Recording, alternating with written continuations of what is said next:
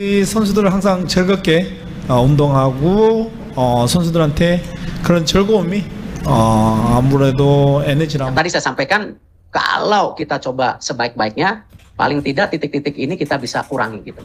Ya salah satunya komunikasi. Of course, to go into the White House and to meet with President Trump, we were obviously focusing on the World Cup. Yes, mantap! Tepat pagi ini keputusan bersejarah baru saja tercipta. Inilah 10 poin hasil rapat PSSI.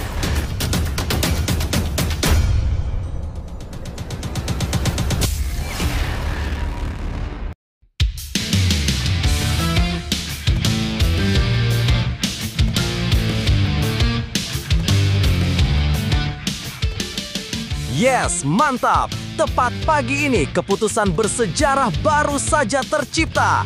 Inilah 10 poin hasil rapat PSSI usai kegagalan menembus Piala Dunia. Nama Shin Tae-yong disebut-sebut. Sementara itu, di sisi lain, Indonesia dinyatakan masih punya kesempatan untuk meraih tiket Piala Dunia. Akhirnya, doa publik terkabul. Kelolosan Qatar dan Arab Saudi untuk Piala Dunia dianulir seketika. FIFA resmi beri pengumuman penting. Seluruh pertandingan ronde 4 bakal diulang dan dilaksanakan di tempat netral di Amerika. Organisasi sepak bola dunia atau FIFA temukan kecurangan fatal selama ronde 4 digelar. AFC selaku penyelenggara mengakui adanya kelalaian. AFC juga telah menyampaikan permintaan maafnya. Diketahui Indonesia adalah negara yang paling sering jadi korban. Dan kabar bagusnya lagi, Shin Tae-yong akan langsung pimpin seluruh pertandingan timnas Indonesia di ronde 4 nanti. Ini berarti kesempatan ke Piala Dunia 100% terbuka lebar. Apakah benar begitu? Mari kita bahas, teman-teman. Tapi Mimin minta tolong tonton video ini sampai selesai agar tidak ada kesalahpahaman yang terjadi. Dan tak bosan-bosan juga, tolong like dan share video ini ke media sosial kalian agar semua orang tahu apa yang sedang terjadi.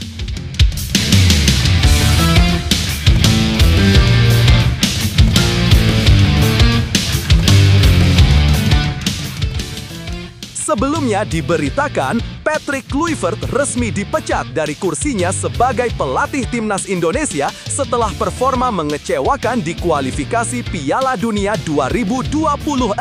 Pelatih asal Belanda itu bukan hanya gagal memberikan hasil di lapangan, tapi juga dinilai tak punya komitmen untuk benar-benar hidup bersama sepak bola Indonesia. Kini publik mendesak PSSI agar tak mengulang kesalahan yang sama saat menentukan pelatih pengganti Patrick Kluivert. Berikut ini 3 fakta yang tidak pernah diketahui publik. 1. Masa kepemimpinan singkat yang penuh kekacauan. Ketika Patrick Kluivert ditunjuk PSSI pada Januari 2025 untuk menggantikan Shin Tae-yong, banyak yang berharap aura bintang mantan pemain Barcelona itu bisa membawa perubahan. Namun kenyataan justru berbanding terbalik. Di bawah arahannya, timnas Indonesia tampil tidak konsisten di babak keempat kualifikasi Piala Dunia 2026.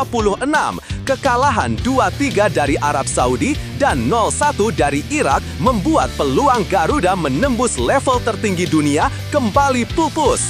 Lebih buruk lagi, Kluivert tampak tak punya kedekatan emosional dengan skuad maupun kultur sepak bola Indonesia. Sejak awal masa jabatannya, ia sering meninggalkan Indonesia dan lebih banyak menghabiskan waktu di luar negeri. Setelah menandatangani kontrak pada Januari, ia langsung pulang ke Belanda, lalu baru kembali beberapa pekan kemudian. Sikap ini membuat banyak pihak menilai pelatih 49 tahun itu datang hanya untuk bekerja, bukan untuk membangun.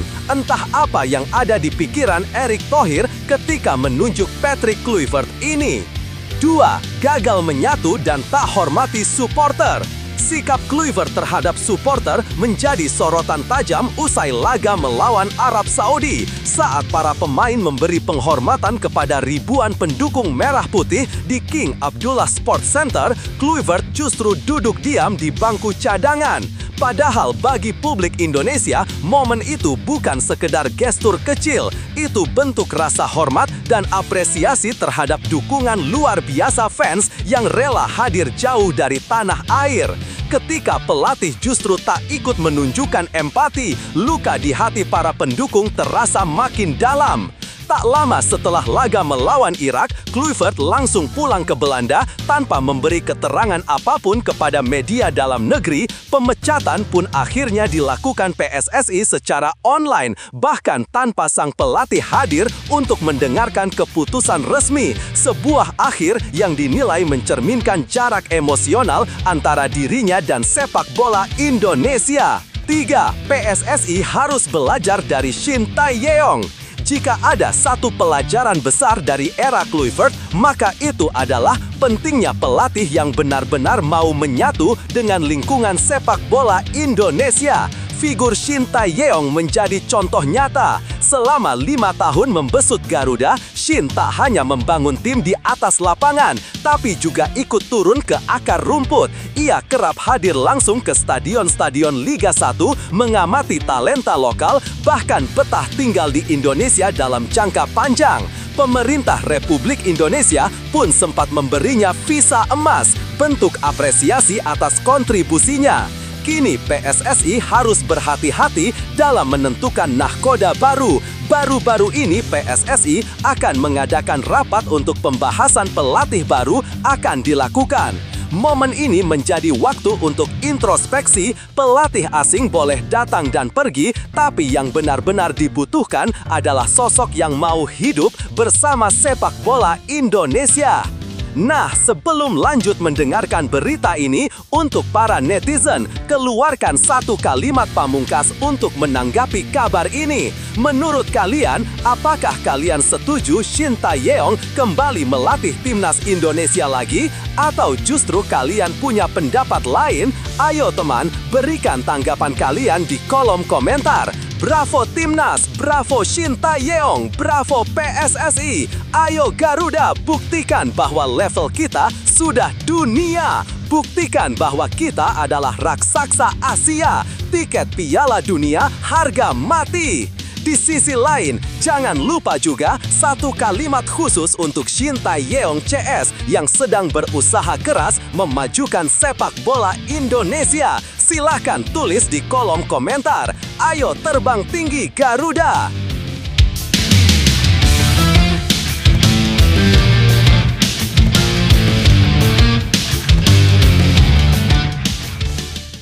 Mari kita lanjut teman-teman.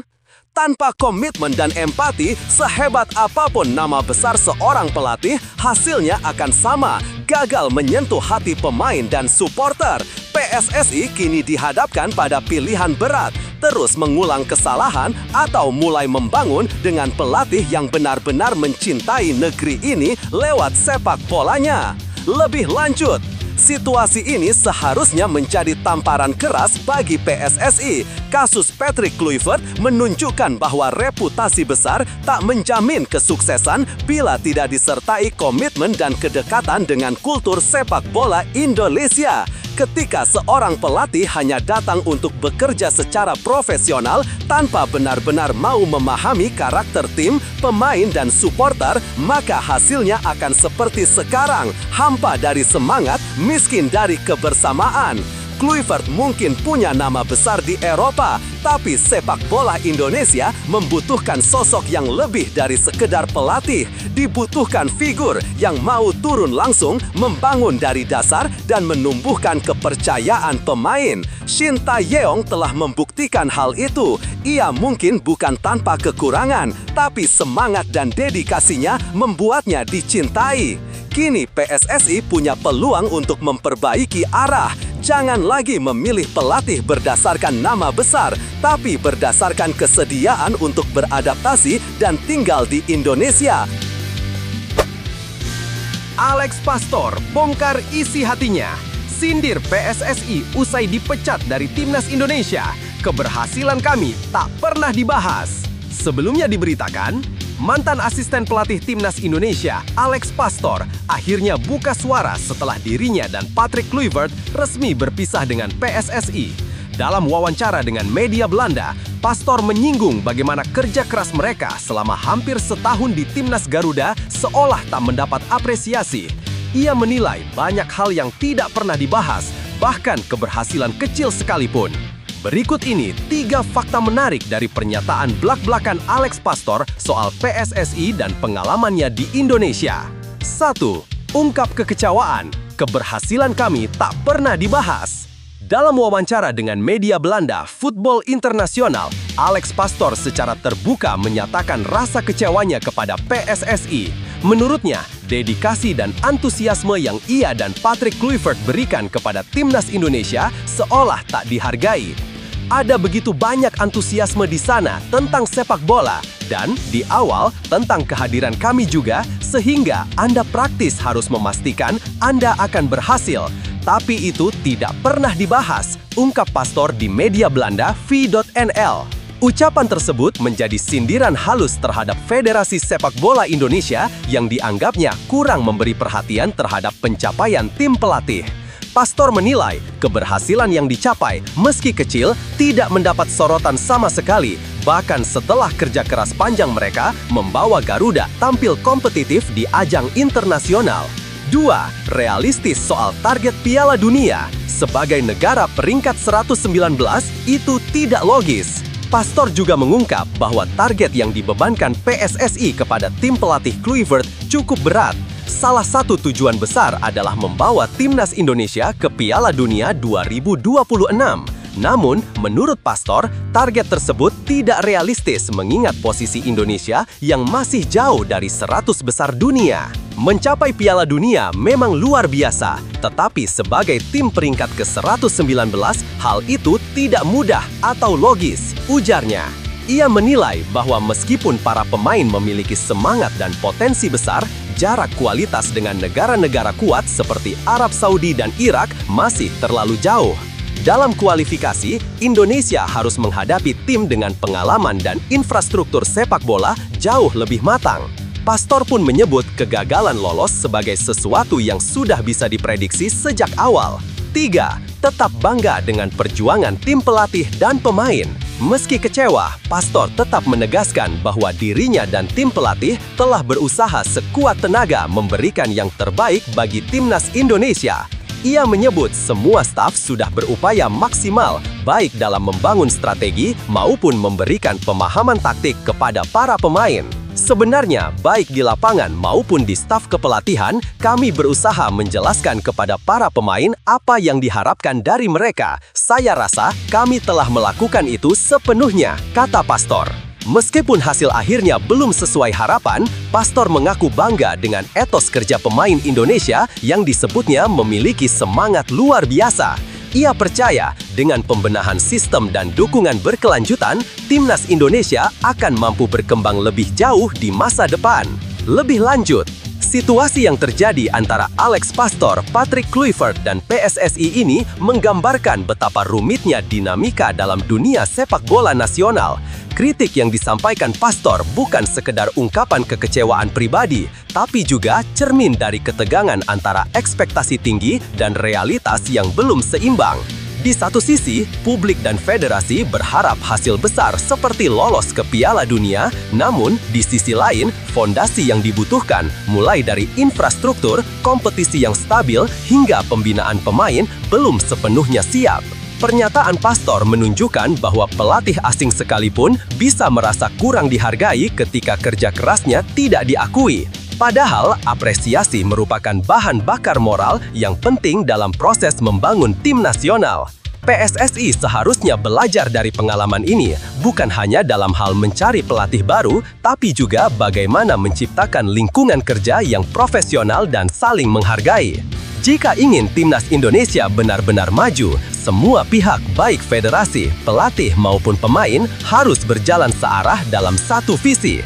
Prestasi tidak akan datang dalam semalam, tetapi dengan perencanaan jangka panjang, dukungan nyata, dan rasa saling percaya, Garuda bisa terbang lebih tinggi dari sekedar wacana Piala Dunia. PSSI didesak tak CLBK dengan Shin Tae-yong. Pengamat, saatnya wajah baru pimpin Garuda. Setelah kegagalan skuad Garuda menembus Piala Dunia 2026, PSSI kini tengah disorot publik dalam pencarian pelatih baru Timnas Indonesia. Nama Shin Tae-yong kembali mencuat ke permukaan, memicu wacana CLBK dengan pelatih asal Korea Selatan tersebut. Namun, pengamat sepak bola nasional Kesit Budi Handoyo justru menyarankan langkah berbeda, mencari sosok baru yang lebih segar dan berkarakter kuat untuk membawa harapan baru bagi sepak bola tanah air. Berikut 3 fakta menarik dari pandangan Kesit soal masa depan kursi pelatih Timnas Indonesia. 1. Kembalinya Shin Tae-yong bukan hal yang terlarang. Menurut Kesit Budi Handoyo, secara etika dan praktik di dunia sepak bola, kembalinya pelatih lama bukanlah sesuatu yang tabu. Ia mencontohkan bagaimana beberapa negara besar juga pernah melakukan hal serupa tanpa menimbulkan polemik. Kalau STY lagi sebenarnya bukan sesuatu yang haram untuk kemudian menghadirkan kembali STY, ujar Kesit kepada Okezon Selasa 21 Oktober 2025. Ia menambahkan contoh dari Arab Saudi yang pernah memecat Hervé Renard lalu menunjuk Roberto Mancini. Namun setelah gagal, Renard kembali dipercaya menangani tim tersebut. Kesit menilai pola semacam ini lumrah di sepak bola modern. Namun ia juga menegaskan bahwa keputusan mengembalikan pelatih lama harus disertai pertimbangan mendalam tentang kebutuhan tim dan arah pembinaan jangka panjang. Bagi Indonesia, situasinya bisa lebih kompleks karena melibatkan ekspektasi publik yang tinggi terhadap hasil cepat. 2. Saatnya PSSI memberi harapan baru untuk sepak bola nasional. Meski tak menutup kemungkinan kembalinya STY, Kesit pribadi justru berharap PSSI berani mencari figur baru dengan visi segar. Ia menilai kehadiran pelatih baru bisa memberikan harapan berbeda bagi supporter sekaligus menyatukan kembali dukungan yang sempat terpecah akibat hasil di kualifikasi Piala Dunia. Kalau melihat kondisi di Indonesia, sepertinya saya lebih memilih untuk mencari sosok baru supaya pendukung sepak bola nasional kita ini juga tidak terpecah. Kesit menilai pelatih baru yang ideal bukan sekedar memiliki lisensi tinggi, tetapi juga mampu memahami karakter pemain lokal dan atmosfer sepak bola Indonesia. Dengan begitu, Timnas bisa tampil lebih solid dan konsisten, terutama menghadapi agenda penting seperti Piala Asia, Piala AFF, hingga kualifikasi Piala Dunia 2030. 3. Sosok pelatih baru harus punya nama besar dan rekam jejak kuat. Dalam pandangan Kesit, pelatih yang akan datang harus memiliki reputasi internasional yang mentereng agar bisa menjadi inspirasi bagi pemain dan supporter. Ia menilai figur seperti ini penting untuk membangun kembali kepercayaan publik yang sempat goyah setelah kegagalan di level internasional. Jadi, mendingan sosok yang baru yang bisa memberikan harapan baru, namanya mentereng, karirnya juga moncer, sehingga ada harapan yang bisa ditumpukan kepada pelatih baru Timnas nanti. Hingga kini, PSSI masih belum memberikan pernyataan resmi soal siapa pengganti Patrick Kluivert. Sejumlah nama mulai mencuat, mulai dari pelatih asal Maroko Houssen Amouta hingga pelatih asing berpengalaman lain yang disebut-sebut sudah dihubungi federasi. Meski masa depan pelatih Timnas Indonesia masih tanda tanya, harapan publik tetap sama, melihat Garuda kembali terbang tinggi di panggung Asia. Siapapun yang dipilih nanti, tantangannya jelas, membangun kembali kepercayaan dan membawa prestasi nyata, bukan sekedar euforia sesaat. Lebih lanjut, situasi ini sebenarnya mencerminkan dilema klasik dalam dunia sepak bola, antara nostalgia dan kebutuhan akan pembaruan. Shin Tae-yong jelas punya jasa besar bagi Timnas Indonesia. Ia membawa disiplin, profesionalisme, dan perubahan kultur latihan yang selama ini jarang terlihat di sepak bola nasional. Namun, di sisi lain, terlalu bergantung pada masa lalu juga bisa menghambat regenerasi ide dan inovasi dalam tim. Langkah PSSI ke depan sebaiknya tidak didorong oleh tekanan publik semata, melainkan melalui evaluasi menyeluruh tentang arah pembangunan tim nasional. Jika memang ada pelatih baru yang mampu membawa visi segar dan memahami karakter pemain Indonesia, itu bisa menjadi momentum penting untuk membangun fondasi jangka panjang. Sebaliknya, bila keputusan hanya didasarkan pada romantisme masa lalu, maka risiko stagnasi akan semakin besar.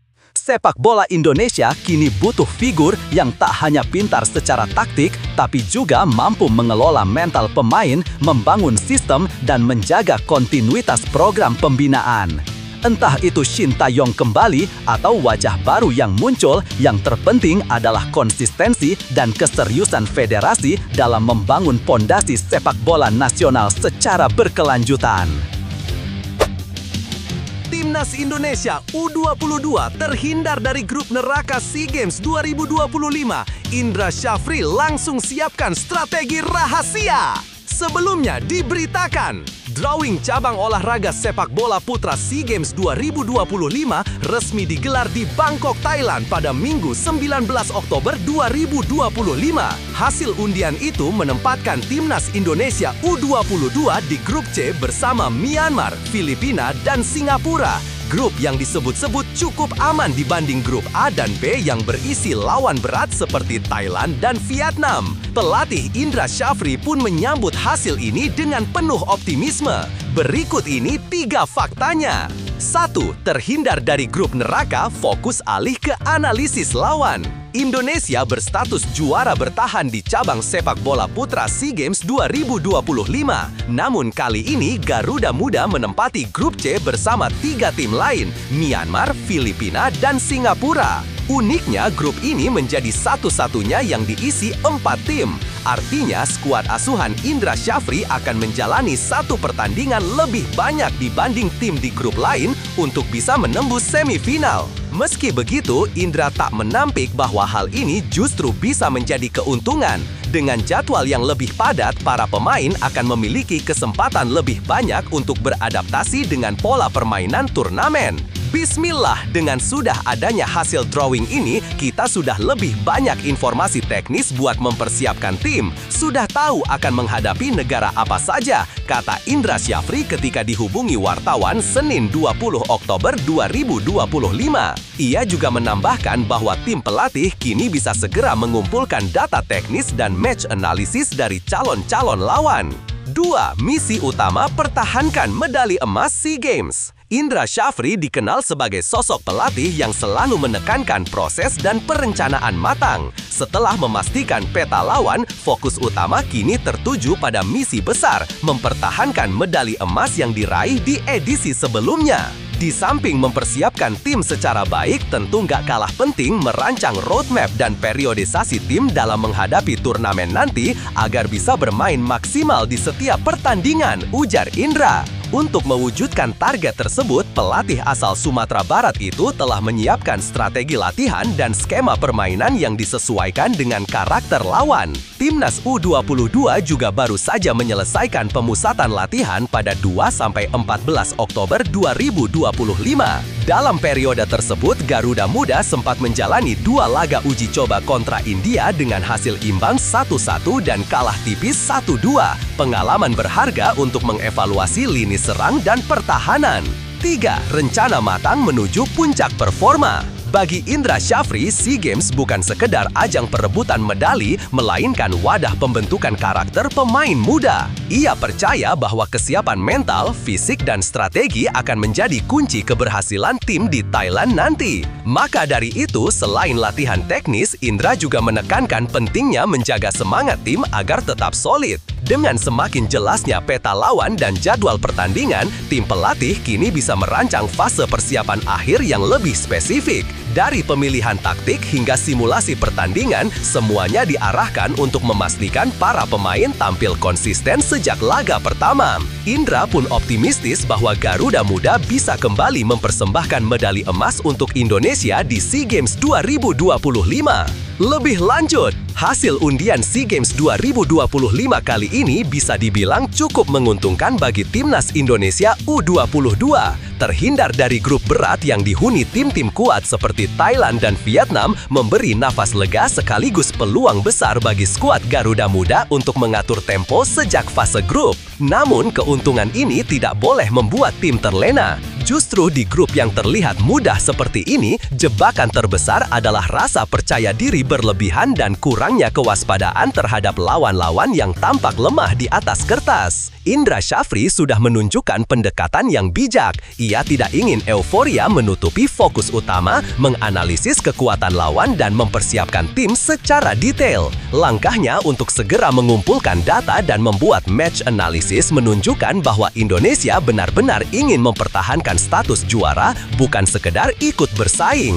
Dengan strategi matang, rotasi pemain yang efektif dan kesiapan fisik yang terjaga, peluang Indonesia untuk kembali mengibarkan merah putih di podium tertinggi terbuka sangat lebar. Yang terpenting sekarang adalah menjaga konsistensi dan semangat juang, karena dalam turnamen singkat seperti SEA Games, bukan hanya teknik yang menentukan hasil, tapi juga mental, disiplin, dan kekompakan tim di setiap menit pertandingan. Setiap tantangan di lapangan adalah kesempatan untuk membuktikan bahwa kerja keras tidak pernah sia-sia. Timnas Indonesia U22 kini berada di jalur yang tepat. Hasil undian yang bersahabat hanyalah langkah awal, bukan jaminan kemenangan. Semangat juang, disiplin latihan, dan kebersamaan tim akan menjadi senjata utama dalam mempertahankan medali emas yang telah diraih sebelumnya. Garuda Muda harus terus percaya bahwa mereka mampu menulis sejarah lagi. Tidak ada lawan yang terlalu kuat jika hati dan tekad bermain untuk merah putih. Jadikan setiap pertandingan sebagai ajang pembuktian bahwa generasi muda Indonesia bisa berdiri sejajar, bahkan lebih tinggi dari siapapun di Asia Tenggara. Saat peluit pertama dibunyikan, tunjukkan semangat pantang menyerah dan keyakinan bahwa emas bukan hanya mimpi, tapi hasil nyata dari perjuangan tanpa henti. Drama di FC20, Mace Hilgers tolak kontrak baru, sang direktur teknik sebut memalukan. Sebelumnya diberitakan, bek timnas Indonesia, Mace Hilgers, tengah menjadi sorotan publik sepak bola Belanda setelah menolak tawaran kontrak baru dari klubnya, FC20. Keputusan ini membuat hubungan sang pemain dengan manajemen klub memanas. Direktur teknik FC20, Jan Stroyer, bahkan menyebut situasi tersebut sebagai hal yang memalukan. Kini, masa depan Hilgers pun berada di ujung tanduk. Berikut 3 faktanya. 1. Menolak kontrak baru, Mace Hilgers dibekukan dari skuad utama. Drama antara Mace Hilgers dan FC20 bermula dari keputusannya menolak kontrak baru yang diajukan klub. Pemain berdarah Indonesia Belanda itu sejatinya masih memiliki kontrak hingga Juni 2026, namun 20 ingin memperpanjangnya lebih awal demi mengamankan aset tim dari kepergian gratis. Namun Hilgers menolak, dan sejak saat itu ia praktis dibekukan dari skuad utama. Jan Stroyer tak bisa menyembunyikan rasa kecewanya. Ini memalukan, ujar Stroyer dikutip dari Football Premier. Kami menunggu tanggapan dari tawaran kontrak baru, tapi tidak ada respons dari pihaknya. Jika pemain tidak menginginkannya, ya sudahlah. Situasi ini membuat posisi Hilgers di klub semakin sulit. Ia bahkan tidak lagi terlihat di lapangan, melainkan hanya menonton pertandingan dari tribun, seperti saat FC20 menjamu PSV Eindhoven. 2. Hubungan yang retak dan ketidakpastian masa depan. Kekecewaan manajemen FC20 tampaknya sudah mencapai puncak. Stroyer secara terbuka menyatakan bahwa Hilgers kemungkinan besar tak akan dimainkan lagi untuk klub. Hal ini menjadi sinyal kuat bahwa masa pengabdian sang bek di Grolsvesten sudah mendekati akhir. Bisa jadi dia sudah memainkan pertandingan terakhirnya untuk FC20. Tegas Stroyer, keputusan ini menjadi pukulan berat bagi Hilgers yang sebelumnya dikenal sebagai pilar utama lini belakang 20. Meski begitu, sang pemain tampak sudah mempersiapkan diri untuk babak baru dalam karirnya. Terlebih setelah keinginannya untuk hengkang di bursa transfer musim panas lalu tak kunjung terwujud. 3. Pintu keluar terbuka lebar, klub baru menanti. Dengan kondisi yang semakin tidak menentu, peluang Miss Hilgers meninggalkan FC Twente pada bursa transfer musim dingin mendatang terbuka lebar. Sejumlah pengamat bahkan menilai klub akan lebih memilih melepasnya daripada mempertahankan pemain yang tak lagi memiliki motivasi di tim. Beberapa media Belanda sempat mengaitkan Hilgers dengan klub besar seperti Ajax yang dinilai cocok dengan gaya bermainnya. Jika rumor itu benar, kepindahan ke klub besar bisa menjadi langkah karir penting bagi sang pemain berusia 24 tahun itu. Bagi FC Twente, kehilangan Hilgers jelas meninggalkan lubang besar di lini belakang. Statistik menunjukkan bahwa pertahanan mereka lebih rentan kebobolan tanpa kehadirannya. Namun bagi Hilgers sendiri, ini bisa menjadi kesempatan untuk berkembang dan mencari tantangan baru di level yang lebih tinggi. Lebih jauh, situasi yang dihadapi Miss Hilgers bersama FC Twente sebenarnya mencerminkan dinamika klasik antara klub dan pemain, loyalitas versus ambisi pribadi. Dari sisi klub, wajar jika mereka merasa kecewa karena ingin mempertahankan pemain penting yang telah menjadi bagian dari proyek tim. Namun, dari sudut pandang Hilgers, keputusan menolak kontrak baru bisa jadi bukan sekedar persoalan uang, melainkan soal arah karir dan kesempatan berkembang di level yang lebih tinggi. Pernyataan Jan Stroyer yang menyebut situasi ini memalukan, menunjukkan adanya ketegangan emosional di balik negosiasi yang gagal. Klub merasa dirugikan, sedangkan pemain merasa haknya untuk menentukan masa depan diabaikan. Dalam sepak bola modern, keputusan seperti ini seringkali menjadi titik balik karir seorang pemain, antara dicap tidak loyal atau justru dipuji karena berani mengambil langkah maju. Pada akhirnya, keputusan Hilgers menolak perpanjangan kontrak adalah bentuk keberanian. Ia mungkin kehilangan tempat di skuad Twente, tapi bisa saja menemukan peluang lebih besar di klub lain yang lebih sesuai dengan ambisinya. Ini adalah risiko yang harus diambil seorang profesional jika ingin berkembang, meskipun untuk sementara ia harus menghadapi kritik dan tekanan dari banyak pihak.